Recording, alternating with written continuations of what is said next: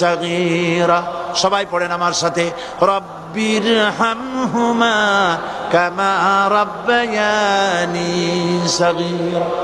আল্লাহ পাক শিখাই দিলেন বান্দারে আমার কাছে দোয়া করায়, আল্লাহ আমার মা বাপ আমাকে ছোটবেলায় যেভাবে স্নেহের কোলে লালন পালন করেছে, এইভাবে আমার মা বাপকে তোমার রহমতের কোলে লালন পালন করো।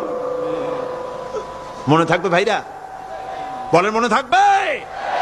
প্রত্যেক নামাজের পরে মা বাবার জন্য দোয়া করবেন, বেঁচে থাকুক আর মরে যাক, দোয়া করবেনই। মনে থাকবে?